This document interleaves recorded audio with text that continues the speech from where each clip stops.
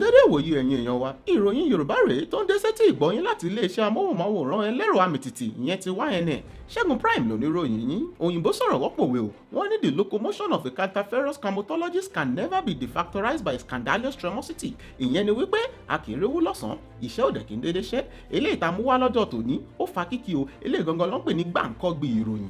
Tẹ́ bá ń gbọ́ ṣàǹgbáfọ́, ìròyìn tòní gangan òun ni ṣàǹgbáfọ́, ẹ máa bá wa ká lọ. Ní orílẹ̀-èdè Nàìjíríà, ibẹ̀ láti rí arábìnrin Busola Dakolo, ìyẹn ìyàwó gbajúgbajà òṣèré akọrin tí a mọ̀ sí Dakolo. Ó jáde o láti wá fi ẹ̀sùn kan arákùnrin Biodun òyìnbó tó sanra tí a mọ̀ sí Fatoyinbo. Arákùnrin Biodun òyìnbó tó sanra yìí, àwọn gangan ní olúwayé, ẹ má bínú, olúwayé kọ́, àwọn gangan ní olùṣọ́ àgùntàn fún ilé ìjọsìn tí a mọ̀ sí Commonwealth of Zion Assembly, ìyẹn ló ń pè ní COZA. COZA gan fẹ́ sá fún ìròyìn tá a fẹ́ kà yìí. Bẹ́ẹ̀ ni wọ́n sọ wípé pásítọ̀ Biodun ṣe kí ni, ó fi ipá bá wọn lò pọ̀. Bẹ́ẹ̀ ni tìpátìkúùkù ló fi bá wọn lò pọ̀. Kódà wọ́n ní pásítọ̀ Biodun òun ló já ìbálẹ̀ àwọn.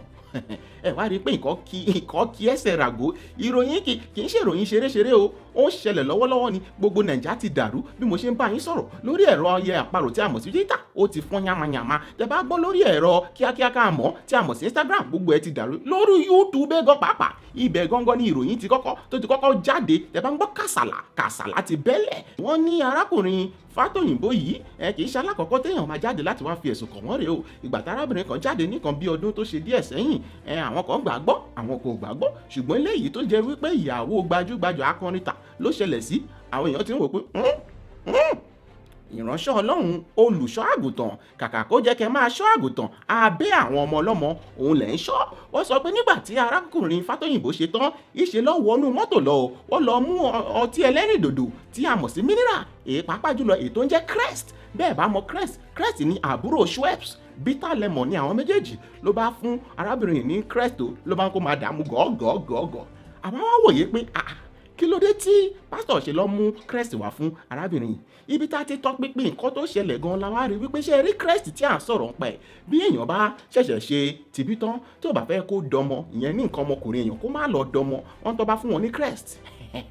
Ó máa yá káwọn àwọn nǹkan tó ti ṣàn wọlé kó máa di pé wọ́n ò lè ṣe bó ṣe jẹ́ kó máa ṣe, wọ́n ò lè dọmọ. Láìpẹ́ yìí ni pásítọ̀ Biodun fèsì sí gbogbo àwọn ẹ̀sùn tó fi kàn wọ́n yìí o. Wọ́n jáde láti sọ wípé àwọn ò mọ nǹkan kan pa ẹ̀, kódà àwọn ò fipá báyàn lò pọ̀ rí, yálà nígbà táwọn wà nínú ayé ni àbí nígbà táwọn ti wá gba ìpè sórí àwọn ipá àwọn ò fipá bá ẹnikẹ́ni lò pọ̀. Wọ́n sọ pé àwọn yóò pe àwọn agbẹjọ́rò láti rí wípé ọ̀rọ̀ yìí wọlé ẹjọ́. Eléyìí gangan ni inú àwọn èèyàn wá fi ń dùn pé let's go there. Wọ́n ní ó yá ẹnì ṣó lé ẹjọ́, ẹjá lọ lé ẹjọ́. Aláwọn èèyàn àwọn bíi lọ́kan méjì lọ́tún lósì àwọn èèyàn tó sọ pé pàpà tọ̀ síbẹ̀ ni pásítọ̀ wa. Ẹ̀yin èèyàn wa nílé, àní ká béèrè lọ́wọ́ yín, kí lẹ rò nípa gbogbo tó ń ṣẹlẹ̀ yìí? Ǹjẹ́ ẹ gbàgbọ́ wípé olùṣọ́ àgùntàn Biodun Fatoyinbo lè ṣerú nǹkan bẹ́ẹ̀? Àbí ẹ gbàgbọ́ wípé tòótọ́ ni arábìnrin Busola Dakolo ń sọ? Ẹ já mọ̀ bẹ́yìn bá ṣe rí sí o.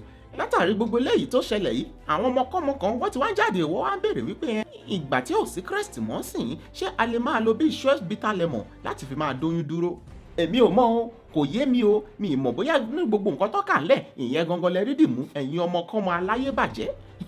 Ẹ má gbé sàrá yín kọjá mọ́ṣáláṣí déwájú mi o, ẹ jọ̀wọ́ mo bẹ̀ yín ni. Èmi ọmọ yín náà ni ẹ jẹ́ máa lọ lọ́jọ́ tòní, màá rí yín tó bá dọjọ́ tó ń bọ̀. Ẹ ṣáà mọ̀, Segun Pryme lórúkọ tèmi, ẹ pàdé mi tó bá dọjọ́ tó ń bọ̀. Ó dàbọ̀.